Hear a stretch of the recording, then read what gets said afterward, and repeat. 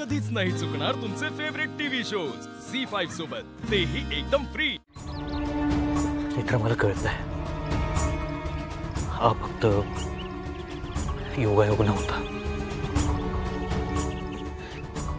Please तू एवढी panic नकोस। आपण आहोत ना सगळे ईशा सोबत। रडायचं नाही, रडायचं नाही। आणि बघ, दुसरी चांगली गोष्ट म्हणजे ईशाला आता देवी आईचं वरदान मिळालंय तुझ्यासारखंच, हो ना?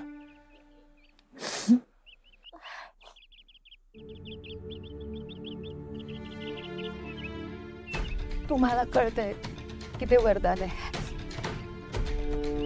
मला कळतंय, आपल्या घरातल्यांना कळतंय, पण जगाला तसं नाही वाटत।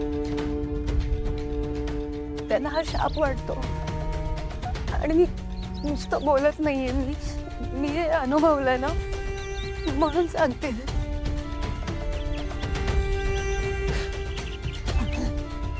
मी सुद्धा ना ईशा एवढीच होते जेव्हा मला पहिल्यांदा संकेत आला। मला काही कळतही नव्हतं तेव्हा, आणि मी संकेताप्रमाणे लोकांचा जीव वाचवायला जायचे, त्यांना मदत करायला जायचे। मला असं वाटायचं की मी काहीतरी चांगलं करते, पण तसं नाही वाटत लोकांना। पण कोणालाही ती मदत नाही वाटली, ते मला अपशकुनी म्हणायचे, मला काळ्या जीवेची म्हणायचे, मला उभं सुद्धा नाही करायचे। आज तुम्ही होता ना ईशा सोबत जेव्हा तिला संकेत आला, हे जर शाळेत घडलं असतं तर काय काय केलं असतं तिने? छोटं बाळ होते, तिला काही कळलं सुद्धा नसेल की तिला हे सगळं का दिसतंय, इतकं काहीतरी भयंकर का दिसतंय तिला, आणि तिला होणारा शारीरिक त्रास फार भयंकर असतं ते। मला माहिती आहे किती त्रास होतो ते, खूप जोरात डोकं दुखतं, खूप वेदना होतात, काही सुचत नाही, काही कळत नाही काय करावं।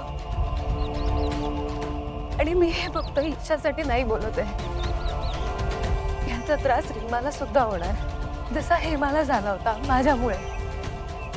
कोणी जवळ करत नाही, आम्ही समोरनं गेलो ना की लोक रस्ता बदलायचे। एवढ्या एवढ्याशा मुली आहेत, त्यांच्या बरोबर असं कोणी केलं तर मला माझ्या मुलींना हा सगळा त्रास व्हायला नकोय।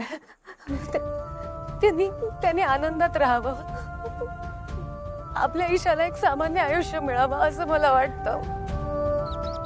एखाद्या सामान्य मुलीसारखं तिने जगावं, हे सगळं नको, सगळा त्रास तिच्या वाट्याला नको। आणि माझ्या आयुष्यात तुम्ही आलात ना, बाबांनी विश्वास दाखवला माझ्यावर, तुम्ही माझ्या आयुष्यात आला म्हणून मी या सगळ्यातनं बाहेर पडू शकले। पण जर तुम्ही माझ्या आयुष्यात आला नसता तर मी आजही तिथेच असते, त्या गावात एकटी। झी5 ॲप डाउनलोड करा आणि पहा सर्व एपिसोड्स एकदम फ्री।